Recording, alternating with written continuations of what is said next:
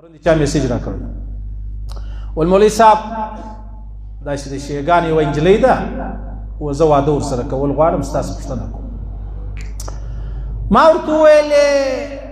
خبره پرېږده چې یا و یا جایزه نه جایزه خو زه به یوه خبره و تا ته وکړم دا زما په خبره باندې غوږ ونیسه په وټساپ کې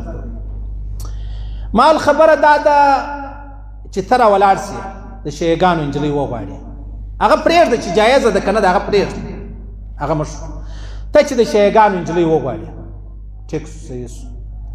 بیا بل ستا ملګری دی هغه د شیګانو نجلۍ وغوښتله صحیح سو بل هلک دی هغه د شیګانو نجلۍ وغوښتله صحیح سو زما خور زما لور ستا خور ستا لور دا به څوک غواړي دا خو په کورو کې کښېنستې هو که شیه راولاړ سو دا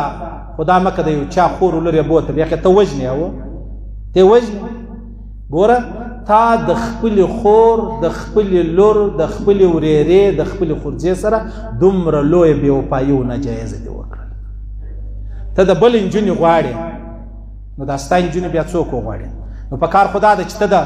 شیګانو کور ورآبادوې نو خو راولاړ سه د سنیانو کور ورآباد کړه د شیګانو نجلۍ په تا آبادېږي شیګانې بیا خپل نجونې خپل هلکان پیدا کړي ستا دپاره خو په کار دا ده چې ته راولاړ سې چې شوکې ته خپل خاندان خپل مذهب خپل ژبه ته دغه آباد کړي بیا یې میسج ډېره مولوي صاحب اطمینان مې وسو ما ویل په ظاهري چلن مه خطاوځه دا سپین رنگ دی دا سپینه چمړه ده دا داسې لباس دی دا داسې فیشن دی چې دا مازې د نکاح وتړله والله العظیم کې پر دویم منټ دغه شی ووینې ځوانانو ځانونه خو مې تباه کړو برباد کړو ځانونه خو مې در په در کړو ځان دې هم کور خراب کوي د خپلې خور د خپلې ورېرې دې هم کور خراب کوي صحیح سلو ابل ځوان راغلی ول مولوي صاحب زما دپاره به استخاره وکړي ملایان خو در معلومیږي فارغه دي زما دپاره به استخاره وکړي زه به ستا دپاره اودس کوم بیا به پر رستاړق پرېوځم بیا به زه دعا وایم ته به هلته فیسبوک ګورې ته به فیسبوک ګورې زه ستا دپاره استخاره کوم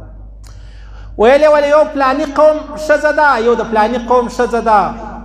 دی په خپله مطلب چې د کوم قوم ته به دا استخاره وکړې د دا قوم ښځه وغواړم که د دا قوم ښځه وغواړم هغه یو قوم چې دی هغه پښتانه خاندان غیرتمند ښه خلک د رنګ په پاولیم نه ارزي د کیسه هم دی خاص نه ول ما هلته سبا راسه سبا چې رالی ول څنګه سو مولوي صاحب ما هلته به دی وکړې ستا خیر په دا خپل قوم کې ډېر دی ته چې د کوم قوم یې په دا کې د خیر ډېر دی ول په هغه پښتنه کې مال یا په هغه کې د خیر نشته ته به دی وکړې ته به دا دنده پرېږدي خلک دی پالتوګان خلک دی استخاره مې د دپاره په ویښه وکړه په ویښه لیونی مه کېږئ والله العظیم کې در لره وکړمه چې د 5000 بنډل دې راوړی نه صحیح سولو خلک دی پالتوګان دي دی فارغه دي زه به ستا دپاره استخاره کوم ته به هلته خپلې خبرې کوې دا نه که بیا املا درته ما ستا دپاره استخاره وکړه هغه دا رقم استخاره په ویښه مې در لره کړې ده موږ دی فارغه نو خو ذلیل یا که ذلیل نه وای تا ولاکه په ما دونه غټ فرمایش کړی وای تا ولاکه دونه فرمایش عجب بله درته وړ مرضی چا میسج راوست فون کرو کال کرو سړی ورویه که خامخا انسان دی مسله بي چې پنځه مې وکړم خیر وای د جمیل منځ شته سبحان الله سبحان الله هم د جمیل منځ شته ولې نشته خو سړی دا وایي مولوي صاحب په موبایل کې پیسې نه وې ولا ډېر مجبوره سوم جمیل مانځلی هم درکړم که ناست یم په غور یې واورم مجبوره سوم نو پیسې نه وې ماته جمیل منځ شته و شته زه صحیح د خدای ول نشته ټیک تاسې پرون ماښام بیا میسج راغی هغه بل اوس خو ول کال کرو پرون بیا فون کرو به زه راولاړ سوم انګریز ته مې دعا وکړه ماله الله دې هدایت درته وکړي د ده نمبر مې بلاک خلک دی فارغه دي خلک دی پالتوګان دي دی صحیح ده ټیک ده